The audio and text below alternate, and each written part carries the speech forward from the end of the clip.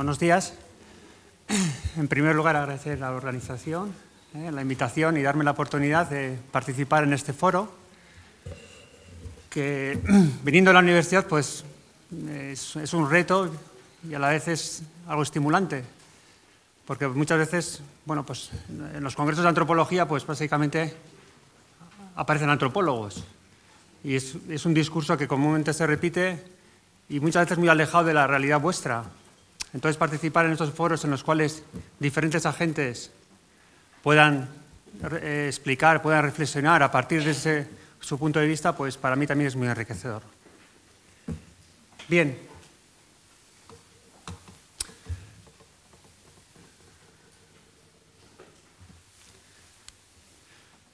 ¿Conocen este museo?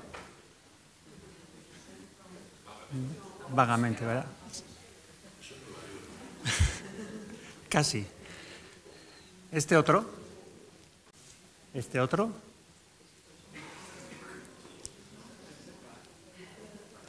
Bueno, con esto os he querido, bueno, os voy a tutear porque la proximidad no es ajena al respeto y probablemente haga más fácil el diálogo.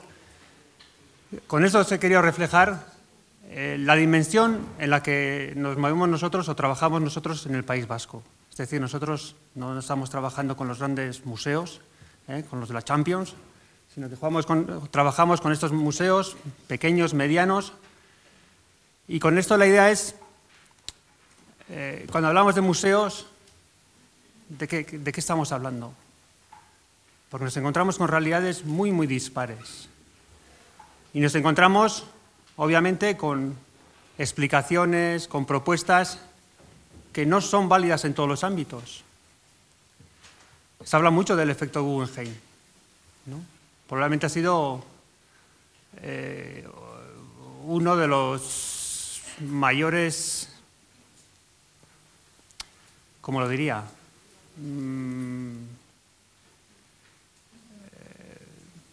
Impulsores de la crisis de museos que tenemos ahora hoy en día, ¿no? El efecto Guggenheim, el seguir el modelo Guggenheim.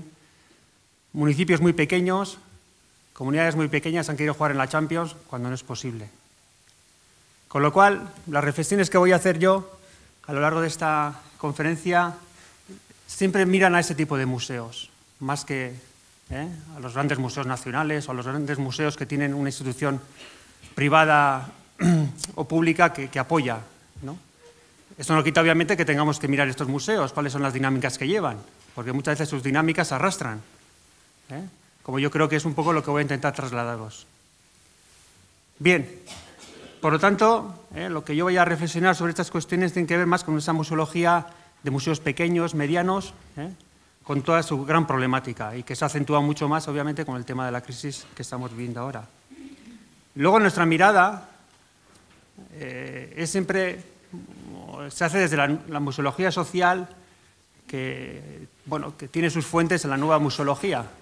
Bueno, esto de nueva ya tiene casi 50 años, en fin, ya habría que empezar a redefinir de otra manera, pero bueno, creo que Óscar Navaja ya os habló de esas cuestiones.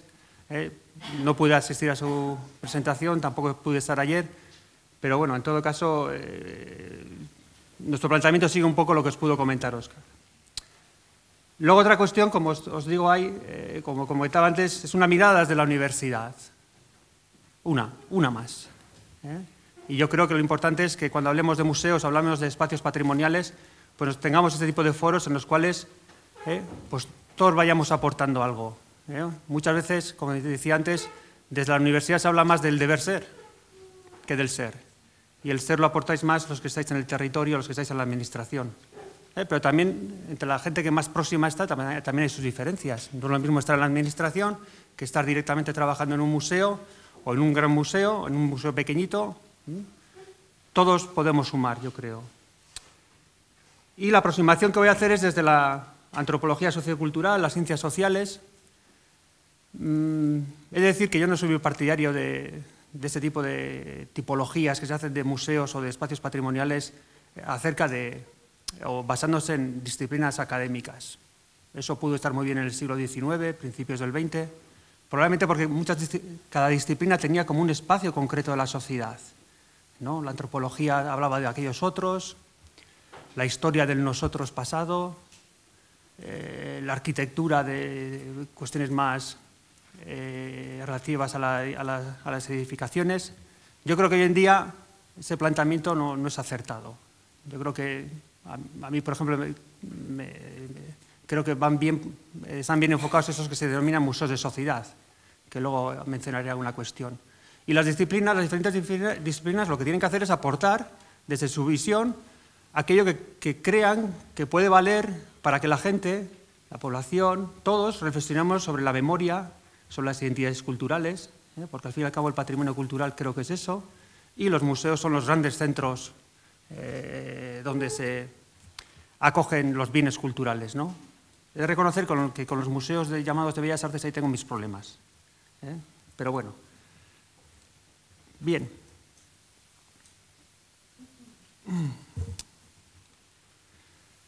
La conferencia la he dividido en 3 apartados. Veremos cómo vamos de tiempo. Tenemos como 1 hora, ¿no? Más o menos. Un poco menos. Bien. Vale. Bien.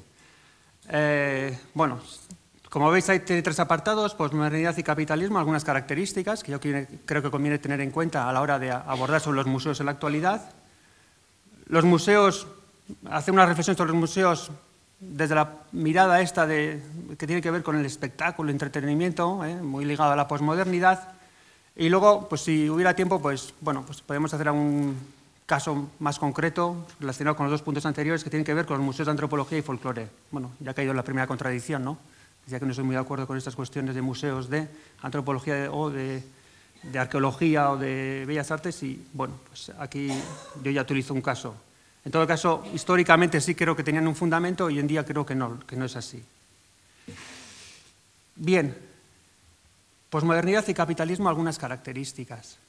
Me voy a basar en los trabajos de 3 grandes filósofos, sociólogos, que están reflexionando mucho sobre el tema de cómo está afectando o cómo nos está afectando la posmodernidad, o cómo estamos creando la posmodernidad y el nuevo capitalismo, el capitalismo flexible, depende de los autores, que cambian un poco los términos, pero es que estamos en momentos post que arrancan en los años 80, 90, y en los cuales todavía no se reflexiona mucho, se está reflexionando en ello, y obviamente lo que voy a plantear aquí son, bueno, meras cuestiones que tendrán sus muchos matices, obviamente, porque no todas las sociedades están, vamos a decir, en este periodo posmoderno. Dentro de cada sociedad hay colectivos que no se han sumado a estos nuevos movimientos, a esta nueva manera de organizarse socialmente, con lo cual lo que voy a decir pues tiene obviamente muchos matices.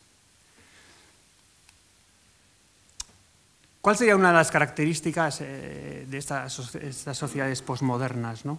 Según esos autores? Posmodernas capitalistas, capitalismo flexible, líquido, como dicen también algunos autores. Sería el continuo movimiento tras acciones rápidas, cambiantes y efímeras que se dan en nuestras relaciones sociales. Es un poco lo que diferenciaría, según estos autores, de la modernidad. En el cual, pues estos movimientos, reflexionamos un poco, ¿no?, sobre el día a día nuestro, ¿no? Siempre estamos moviéndonos, haciendo cosas continuamente, y no tenemos tiempo ni de reflexionar apenas, ¿no? Y no hay espacios para la reflexión y la profundización de las cuestiones que nos atañen, ¿no? Todo hay que hacerlo rápidamente. Un ejemplo que utilizan para marcar este contraste es lo que supone, por ejemplo, la actividad artesanal. La actividad artesanal requiere tiempo, requiere una vinculación con el trabajo que se está haciendo, requiere también vincularse con el trabajo. Sería una manera de ver este contraste entre unos oficios que prácticamente están desapareciendo porque es difícil que se mantengan en la actualidad. La manera como se está organizando el trabajo, cómo se está articulando la actividad económica. Si estamos hablando algo acerca de la oferta, de cómo se están planteando los nuevos trabajos, las nuevas maneras de trabajar, de organizarse el trabajo, otro tanto también podríamos decir de la demanda, ¿no? Estamos continuamente, o se está dando una tendencia a consumir casi un autoconsumo, un consumo compulsivo, ¿no?, en el cual no dejamos de consumir. Es decir, que aquí también habría un gran cambio en cuanto a que todo se hace rápido y lo que hoy compramos mañana ya no nos vale y seguimos comprando. Y además, ligado al campo de la cultura, que yo creo que es el ámbito al que nos tenemos que centrar, se está articulando todo el tema del consumo en torno a la promesa de una experiencia nueva, abrumadora, alucinante, espeluznante en algunos casos, pero siempre estimulante, ¿no? Y en el cual el espectáculo y el entretenimiento tienen mucha fuerza. Aquello que nos entra por la vista y que es espectacular, que nos llama para entretenernos, pues son productos económicos o productos culturales que se consumen muy rápidamente y sin pararnos a detener. Esto, tal como plantea el siguiente autor, está incidiendo no solamente en lo que son las relaciones sociales entre los individuos, sino incluso entre nuestros lenguajes culturales. Y luego entraremos un poco más en esta cuestión de los lenguajes culturales relacionados con lo que son los museos. Y en todo caso, la diferencia que según estos autores se está dando entre la posmodernidad y la modernidad sería que en la posmodernidad las categorías espaciales, las temporales van desapareciendo. Vivimos en un presente continuo, mientras que en la posmodernidad no.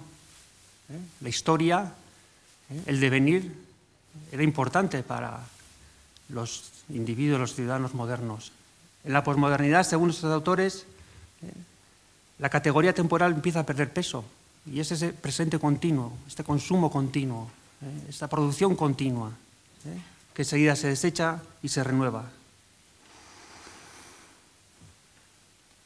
Es decir, que habría, insisto, con relación a la época moderna, en la posmoderna, lo sincrónico prevalece sobre lo diacrónico. Y a la hora de hablar de lo sincrónico, es decir, de este presente inmediato y continuo, se ve muy apoyado por el tema de las nuevas tecnologías. Lo que ahí pongo como lenguaje audiovisual de las nuevas tecnologías, de la información y de las comunicaciones.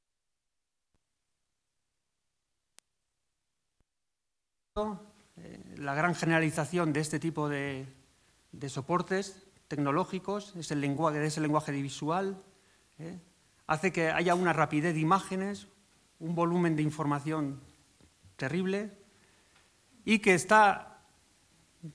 nos está llevando, o parece que nos está llevando a que nuestras tasas de retención y de recuerdos sean cada vez menores. Probablemente, no sé, muchas veces empezamos con el ratón cuando estamos en el ordenador y empezamos el clic, el clic, el clic, el clic, el clic. Vamos abriendo ventanas, vamos viendo imágenes, nos aparecen muchas informaciones y pasamos 2, 3 horas, 4. Probablemente luego cuando apagamos el ordenador, pues tampoco sabemos al final dónde hemos terminado, ni qué hemos asumido. Tenemos vagas ideas, pero al día siguiente funcionamos por el estilo, ¿no? Incluso hay neurocientíficos que están trabajando a ver esta manera de relacionarse con la realidad, cómo puede estar afectando a las estructuras del cerebro incluso, ¿no? Obviamente está cambiando, ¿no? Sobre todo, obviamente, con los más jóvenes.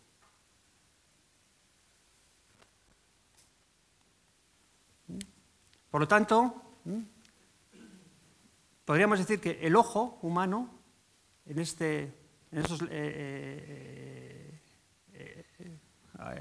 a la hora de valerse de estos soportes informáticos de las nuevas tecnologías, deja de discriminar entre la continua exhibición de imágenes y esto conduce, según algunos autores, a un debilitamiento de la reflexión, favoreciendo lo que se dice una cultura de la distracción frente a una cultura de la reflexión.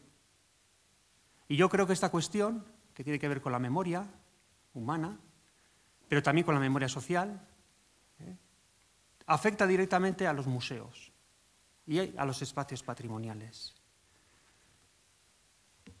En el ser humano, según las investigaciones que están haciendo algunos especialistas en estas cuestiones, la memoria icónica va cogiendo mayor fuerza respecto a la memoria semántica. Y las características de la memoria icónica es que está cargada de imágenes, de muchas imágenes fugaces, lo cual lleva a una disminución en el ser humano de la perspectiva temporal y favorece el olvido. Entonces, creo que estamos ante una situación, ante unas características, obviamente que no se pueden generalizar a todo el mundo ni a todas las clases sociales, ante un tipo de sociedad que se está articulando en torno a unas variables que para el campo de los museos y del patrimonio cultural, para el campo de los espacios de la memoria, para los espacios de las identidades culturales, colectivas, es una sociedad problemática. Segundo apartado. Seguiremos un poco el discurso, cambiamos de tercio, pero no olvidemos un poco las cuestiones que he dejado sobre la mesa. Espectáculo y entretenimiento en los museos, desde luego no es nada novedoso. En los Estados Unidos, a finales del 19, bueno, mediados del 19, cuando empiezan a crearse, a surgir los nuevos museos, empiezan también a surgir los circos. O sea que la idea del espectáculo y del entretenimiento per se no es mala, obviamente. Es más, los museos y los espacios patrimoniales han trabajado y trabajan mucho estas cuestiones. ¿Por qué? Porque es una manera de atraer a la gente.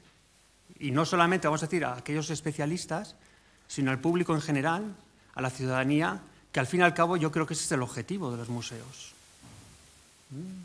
Tenemos que, los especialistas en todo caso serán un colectivo y encima minoritario. Yo creo que es el gran público al que tenemos que llegar. Porque si no llegamos a ese gran público, lógicamente nos preguntamos cuál es la función social de un museo. Para conservar no hace falta un museo. Para hacer estudios sobre colecciones no hace falta un museo. Yo creo que el museo tiene otra dimensión. Como ya sabéis, en los últimos años se ha pasado del museo que se articula en torno a la colección al museo que se articula en torno a la comunicación, porque tiene que ofrecer a la sociedad algo. Y yo creo que es eso, espacios para la reflexión, para el debate. Obviamente, cuando vamos a un museo, no vamos como cuando vamos a una biblioteca, no vamos como cuando vamos a la universidad, ¿no? Hay otras lógicas, por lo tanto, es interesante también que la exposición se ajuste a este tipo de discurso, de lenguaje, que haga que la gente que vaya al museo se acerque de una manera fácil, obviamente. Por lo tanto, el espectáculo y entretenimiento no está reñido con una exposición seria. Al revés, es lo que nos permite que más público del específicamente especialista en la materia pues se acerque. Pero en todo caso, yo considero que la exposición es un medio, ¿no? Es el discurso para contar una historia, para plantear unas cuestiones, para plantear unas reflexiones, y la exposición es el medio.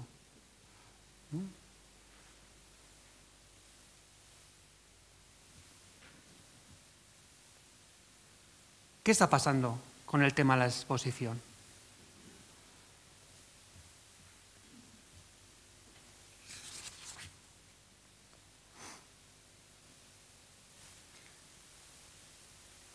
Creo que se puede decir que la exposición, sobre todo ahora que me estoy refiriendo a los grandes museos nacionales, a los grandes museos que tienen un apoyo institucional público o de una empresa privada potente, lo que se está dando es que la exposición se está tornando o se está volviendo en un fin en sí mismo. En un fin en sí mismo y no un instrumento para para llevar a la reflexión, para el debate, para lo que fuera. Y aquí tenemos la emergencia, que es de los años 60, pero en los 80 es cuando se va a empezar a generalizar, de este tipo de exposiciones, o similares, las blockbusters estas, en las cuales se prima el espectáculo, el entretenimiento, muy apoyado por, no en todos los casos obviamente, pero muy apoyado por soportes tecnológicos, donde la publicidad juega un papel fundamental y donde el objetivo, en muchos casos, es atraer gente, atraer gente y atraer gente. Esto, en cierta medida, ha venido determinado por el objetivo de colocarse dentro del ámbito de la cultura, de colocarse, como se suele decir, en el mapa, ¿no? ¿Cómo? Atrayendo el turismo cultural y ubicarse y tener una gran presencia en los medios de comunicación. Es decir, que el objetivo de estas grandes exposiciones, que obviamente solamente pueden ser sufragadas por los grandes museos,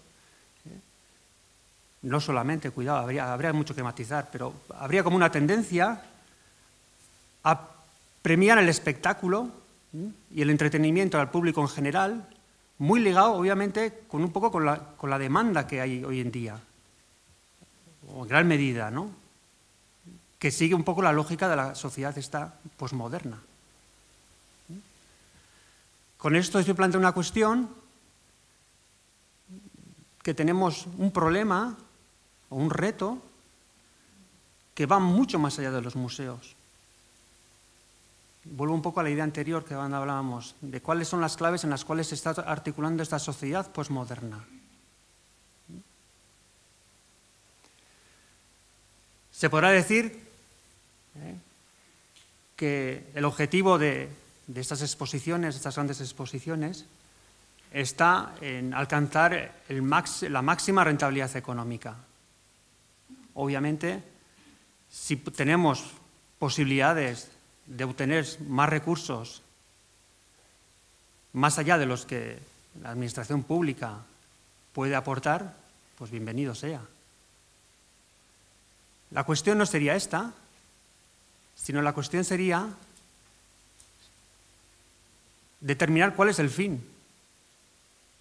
¿Hacer de estas exposiciones algo rentable? ¿O seguir respetando aquello que en la Constitución del 77 ya se estableció, el derecho a la cultura?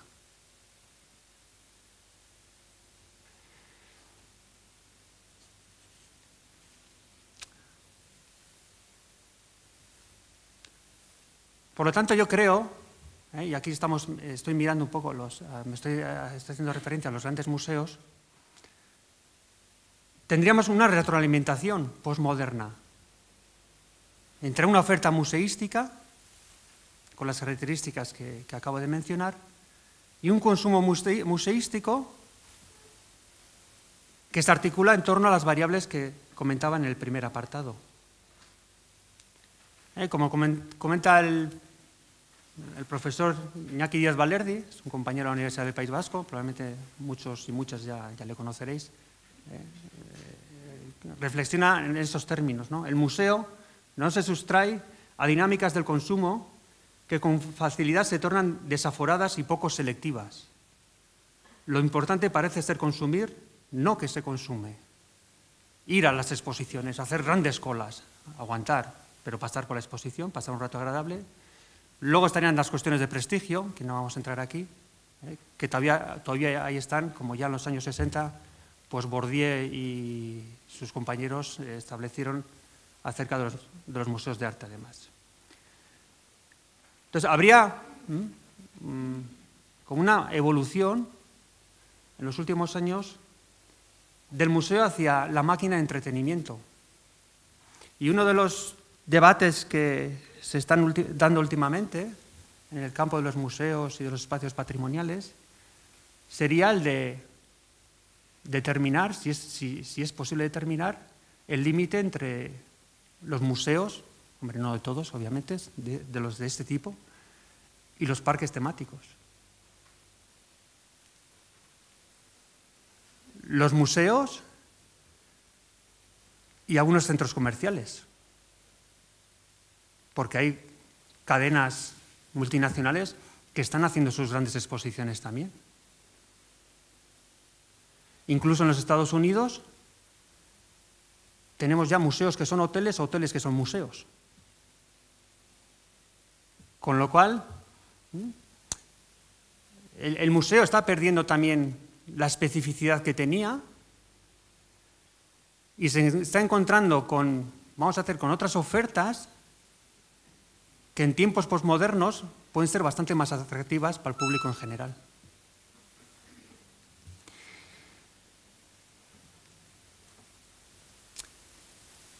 Luego tenemos sociedades posmodernas que interrelacionan muy bien con esas exposiciones espectaculares, pero que esas exposiciones espectaculares solamente se pueden ofrecer en los grandes museos. Y ahora vendría un poco a aquella reflexión primera que os hacía acerca del tema que a nosotros nos interesa. Es hacia dónde van los medianos y pequeños museos.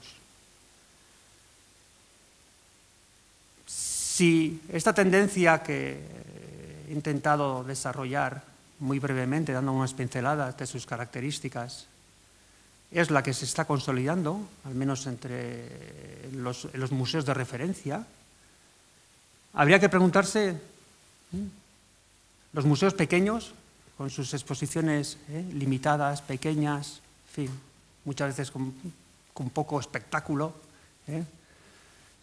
¿cómo pueden atraer al público posmoderno? ¿Cómo pueden atraer los medios de comunicación? ¿Cuántas veces los y las que estáis trabajando en el territorio, cuando se inaugura la exposición, qué se suele hacer al día siguiente? La prensa, ¿no? A ver cómo estamos, en qué lugar nos ponen, no nos ponen y tal. Porque aquí tenemos una gente que no menciona mucho, que es el político, en fin, que sabemos que corta mucho y no sé si habrá muchos por aquí, no estaría mal. Pero muchas veces estamos en debate sobre patrimonio y museos y esa gran agente nunca está. Y sin embargo luego es el que como dicen, el que corta bacalao, ¿no? Bueno, pues no estoy diciendo nada raro, ¿verdad? Otra cuestión, el que ha pasado mucho en los últimos años, no sé, un poco por poner el foco en algún lado, como consecuencia del efecto Guggenheim, ¿no? Museos pequeños y medianos que hasta hace 5 años, pues en ayuntamientos donde había recursos importantes, bien propios porque pues nos iba bien porque Europa estaba dando dinero generosamente para la construcción de infraestructuras culturales, pues se embarcaron en proyectos en los cuales las nuevas tecnologías, el entretenimiento, pues tenían un gran peso, ¿no? Claro, en esos momentos de crisis, pues la renovación de ese tipo de exposiciones es muy complicada. Bastante tenemos con que el capítulo 1 se mantenga, ¿no? Y esperemos que se mantenga.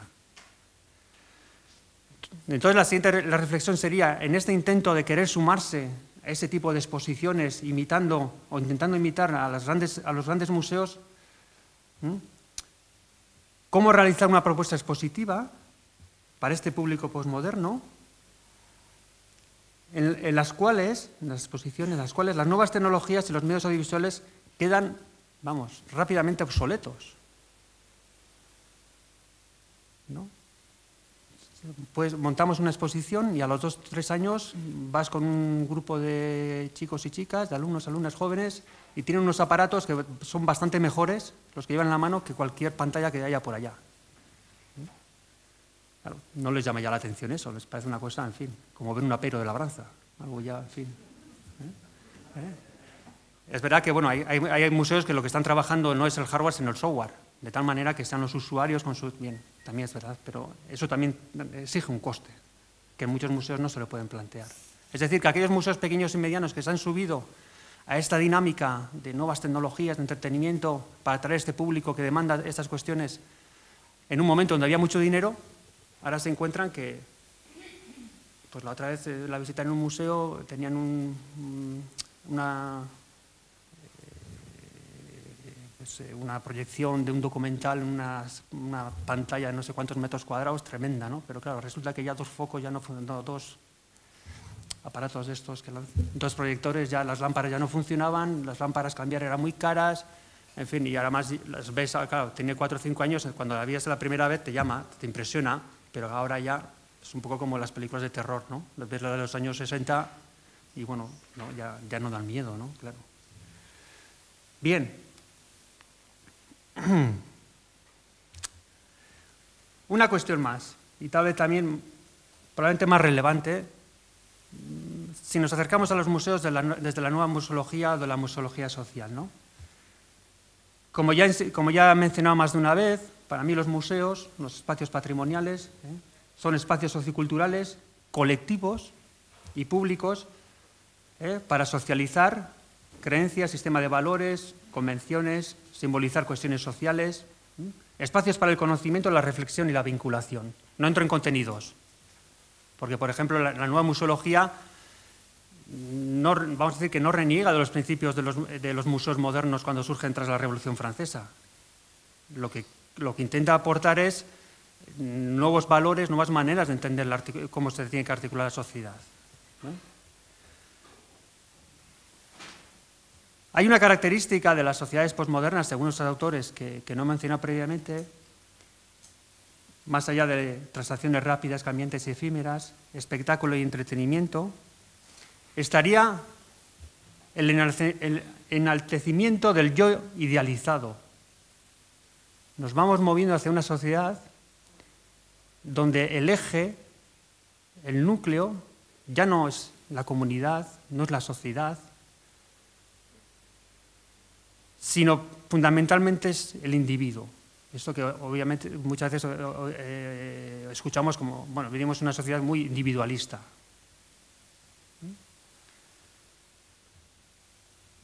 Si nos movemos en estos términos de enaltecimiento de este yo idealizado y consideramos que los museos son espacios socioculturales, colectivos y públicos, la pregunta sería, ¿qué función puede cumplir un espacio sociocultural, colectivo y público en una sociedad donde se está premiando, donde se valora lo que se desea es el yo, el individuo?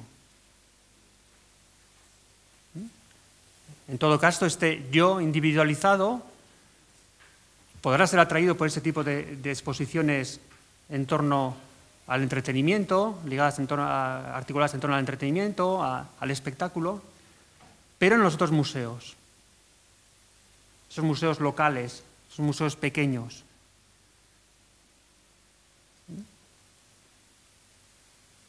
Yo creo que es un problema complicado con el cual nos encontramos, porque no afecta solamente a que nosotros queramos hacer cosas, queramos proponer alternativas, queramos movernos, sino porque el entorno en el cual está el museo, el espacio patrimonial, la función social, la significación cultural del museo, está cuestionada por las propias bases en las cuales se está articulando la sociedad actual.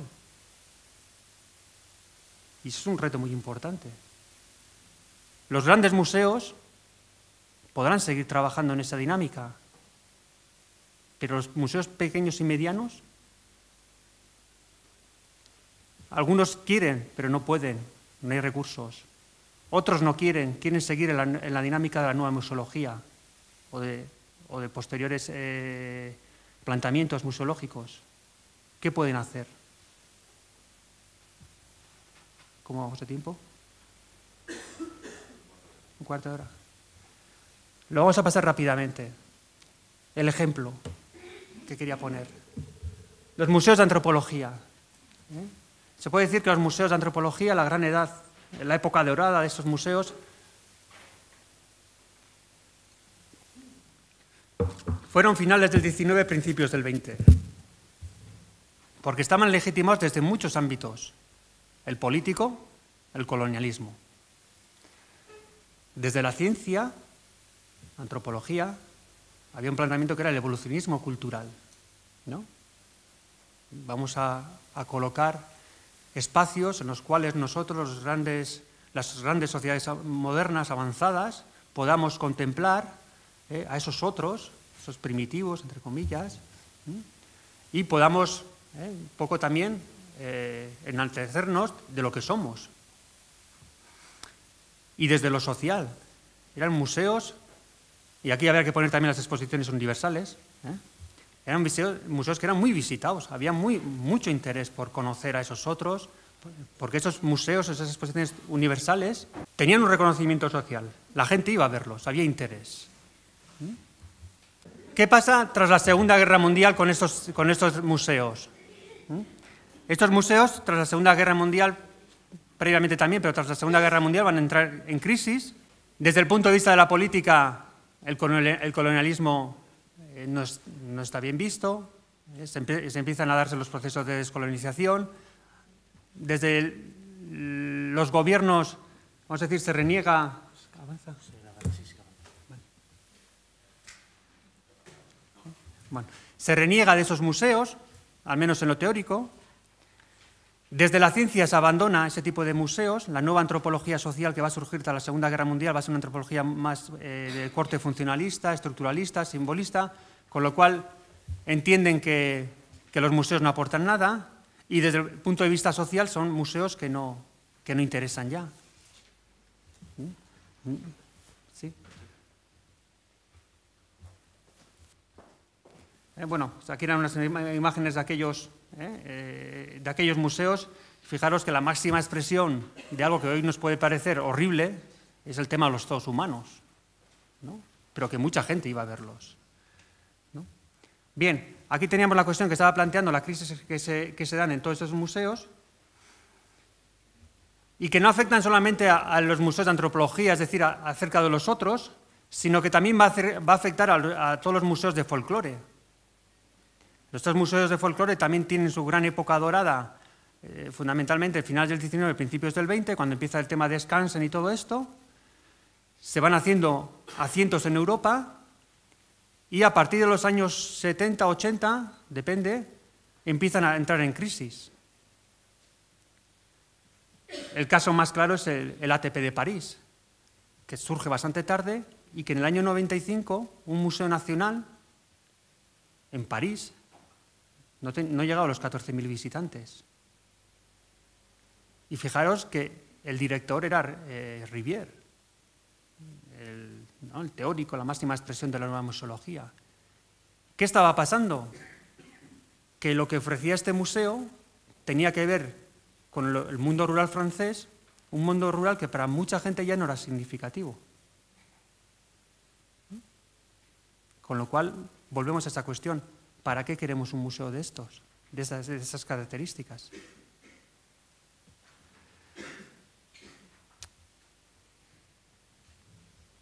Dejamos los de folclore, volvemos a los de antropología y nos situamos a finales del siglo pasado, década de los 90, 80, 90, y van a surgir nuevas propuestas de intentar reinventar estos museos de antropología que estaban en cierta medida pues, al margen o excluidos un poco de las dinámicas museísticas, sobre todo lo que se estaba dando en el campo de las artes, ¿no?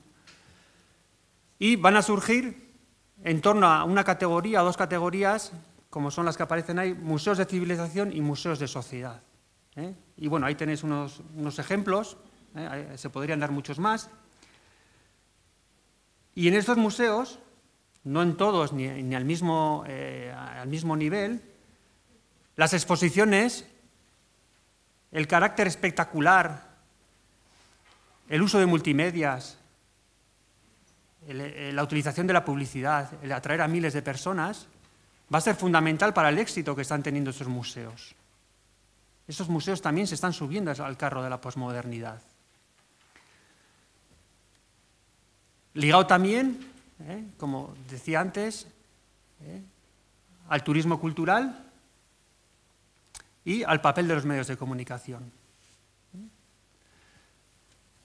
No sé si habéis seguido, ahora ya no se debate tanto de momento, pero hace unos años hubo un gran debate con el Museo Quai Branly de París, que viene, bueno, la historia, en fin, estos museos que van bien en vuelta, bueno, al final tenemos el Quai Branly, que más o menos se puede decir que viene del Museo de Louvre, ¿no? Más o menos.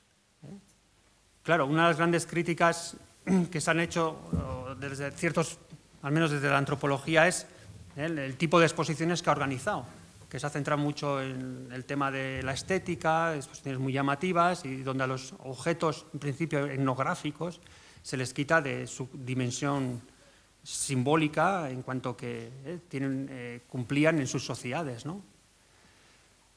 Bueno, la respuesta de una de las personas que lleva este museo es contundente. Claro, ¿quién iba al Museo del Louvre? ¿Cuántos vienen al Quai Branly? Lo mismo pasó con el Museo de la Civilización, el Museo Canadiense de la Civilización, el de Ottawa. Antes de su construcción había algo parecido también, pero no iba nadie.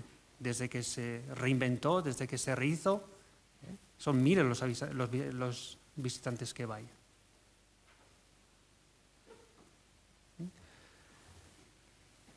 Es verdad que no solamente en torno a esta cuestión se han articulado estos museos de sociedad, obviamente.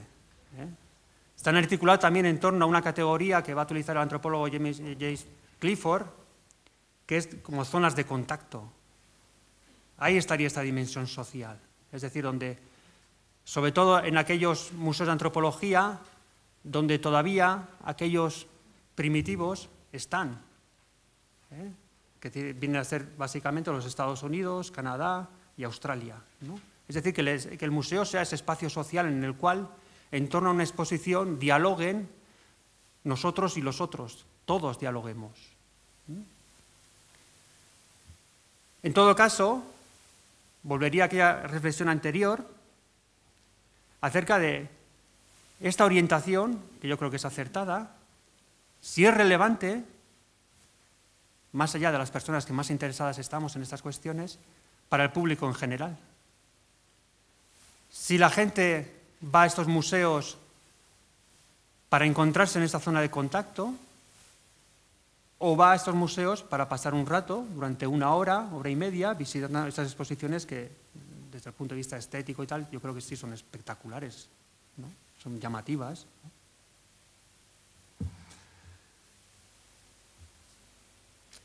Una última pregunta, ¿no?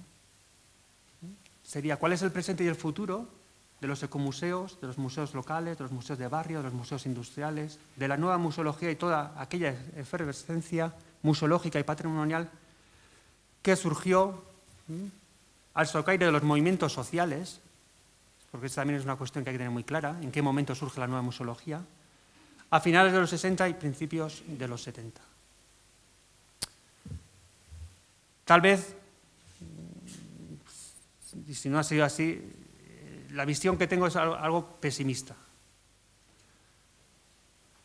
porque estoy viendo un poco lo que está pasando en el País Vasco, con muchos museos locales pequeños, museos muy interesantes, pero que están siendo barridos de una manera sin ninguna discriminación.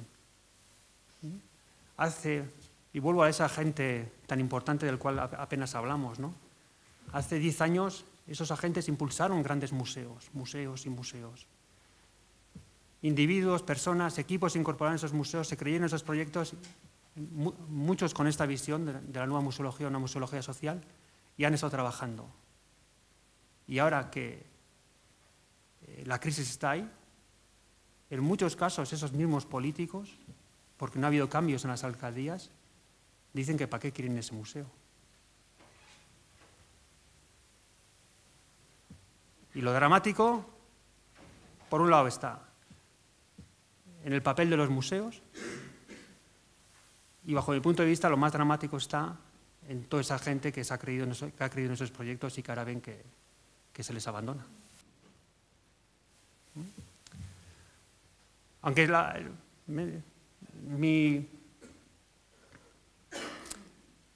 mi postura es algo pesimista,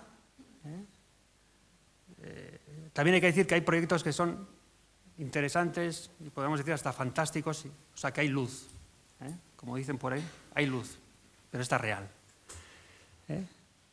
Un caso, los museos comunitarios, esos son de Oaxaca, pero que es de toda América Latina, en los cuales estos museos no están pensados ni en el espectáculo. Fijaros, la niña, ¿qué está viendo? Esa es una exposición. Eso lo planteamos hoy en día como exposición y probablemente, bueno, en fin, no pasa ni es que no se nos ocurre. Pues había que ver a aquellas personas cuando estaban viendo esos plafones, que no había más que 4, cómo lo vivían. Cómo lo vivían, ¿no? Probablemente, si nosotros no tenemos una pantalla en 3 dimensiones, no sentimos mucho, ¿no? Sí. Entonces, son museos que surgen por y para la comunidad. No están pensados tampoco ni para el turismo. No están pensados para que aparezcan los medios de comunicación. Hombre, esto no quita que también intenten buscar esa proyección, obviamente, ¿no? Claro que nos encontramos con sociedades algo diferentes a las nuestras, donde podríamos decir que estas variables de la sociedad posmoderna, o algunas de las variables de la sociedad posmoderna que os he intentado trasladar previamente, allí todavía, en fin, están algo lejos. Pero es un sitio donde se puede mirar. No es un modelo, porque aquella sociedad es muy diferente a la nuestra. Pero a lo mejor sí que encontramos elementos que pueden ser interesantes para que intentemos aplicarlos aquí. Otra experiencia, y termino con esto, y en todo caso traslado solamente de 2 experiencias, y sé que hay muchas más muy interesantes, simplemente pues, he traído estas 2 por cierta proximidad y porque hay que elegir. Pero bueno, conozco aquí personas que me estáis escuchando, que ya sé que estáis en esta misma línea y estáis haciendo proyectos estupendos, pero bueno. Y la otra que quisiera mencionar, y para terminar esta conferencia, sería la Xarxa de Museos de Territori y Societat, que está en Cataluña. Ahí tenemos 4 museos, son 6. Ahí tenemos el Museo Etnológico de Arbúcies, el Museo de la Pesca en Palamós, que Miquel Martí ha estado aquí, el Museo del Ter y el Ecomuseo de los Vals de la Neu. Hay otros 2 más.